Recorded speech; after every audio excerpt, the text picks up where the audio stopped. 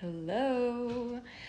I just got a new deck called the Wild Woman Rising, and I want to take this time to see what energy of the wild woman that you will be carrying into this new year. Now, to state, I do not believe the new year really starts tonight. I believe it starts in spring, but I simply love tradition. I mean, shit. I literally spent all the past few days deep cleaning, doing some reevaluating. I took a spiritual bath today and a nice shower, you know? Because winter is a time of death, so it's a very beautiful time to cut out old habits, reevaluate the ways in which you are moving and thinking so that you can do so, and kind of bring out a new version of you whenever spring comes back around, preparing for that rebirth, right? That's a lot of what winter is. So I just would love to see, what does the year 2026 have for my dear friends here. We have Tell Your Story on the back of the deck. I'm trying to get no glare. And then a spider. Spiders are very much known for protection. So here we have Prowl with Confidence and Release Perfectionism. Is there any more? No, just these two. And it is 10 and 11. Despite my shuffling, we still did get two cards right next to each other. So what this is telling me off rip, I will read from the book here, but off rip, this is already kind of giving me this energy of taking back your power, not necessarily from like other people, but taking back your power from this image or this portrayal that you thought you had to be. It's really making me, what I'm hearing in my head is like, oh, that's not ladylike. Oh, that's not how a man acts. Oh, that's not, like, right, like gender roles or societal roles, societal norms. It kind of feels like this is the year that truly melts away, because 2025 was the year of the snake, so this was a lot of shedding of old skin, old narratives, old stories that you tell yourself. Oh, hello, Zena.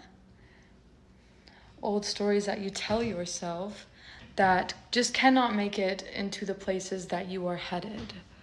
But I'm going to very quickly see what these have to say. Hi, baby. So number 10, Prowl with Confidence says, there's a beauty in confidence, and one of the ways to embody it is to allow yourself to be fully seen exactly as you are. Hi, okay, baby. Though it may seem counterintuitive, what makes us vulnerable is often what gives us strength and vitality, if we allow our full truth to be known. What makes you different, weird, awkward, and flawed is what makes you most uniquely beautiful. Saying that right, baby girl? Own and embody your vulnerability and then prowl through life knowing nothing can shame you if you already own it. When we claim all of ourselves, all blemishes and blunders, confidence arises from the center rather from the surface. From the center rather than from the surface, and a wild woman rises.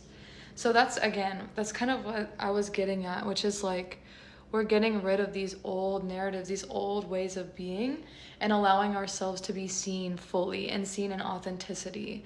And that's going to put you in a lot of beautiful spaces, 411 on my timer, that have been waiting for you to stand in this energy. They've been waiting for you to stand in this power, to claim yourself, to feel safe in yourself, to feel whole in yourself, and confident enough to show up as you are. And that also makes sense with Tell Your Story being on the back of the deck. Hello? Maybe this is about speaking up. Literally the word tell. So speaking up. There seems to be something really important about you being you. I mean, 444. We already know that to be true. But like specifically, there's something very important about you kind of standing out, like being in the limelight. Like, it's very important that you continue to put yourself out there, because you have no idea the ways in which you will be inspiring others, especially if you do have like one of those really deep like stories, one of those really harsh 511 on my timer, like harsh things that you've been through and lessons that you've learned. I feel like this year is really going to be the year where you can like share that, not only for you to release that and then step into and embrace who you fully are, but it's also to help others rise.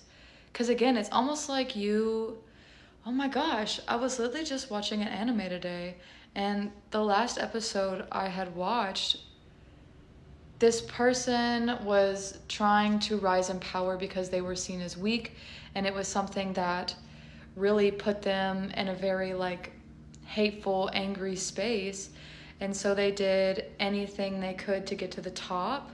And like, now this person got in the anime, and as this person was dying, the narrator was like, see, what he didn't realize is that he had been inspiring a lot of people that were powerless or weak just like him to not give up on their dreams.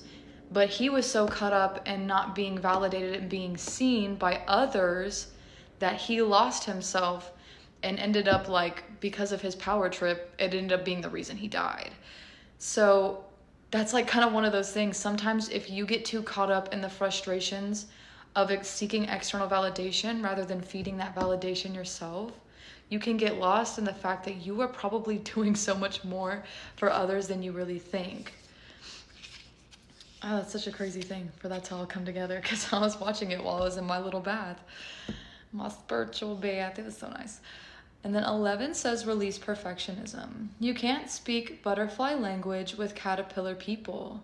So stop trying so hard to please, persuade, and fit in. Have patience with all that's unresolved in your heart and seek out others who burn with the same need for transformation that you do. When we get up from the table where love is no longer being served, and we seek out the places we are celebrated rather than tolerated, the wild woman rises. Period.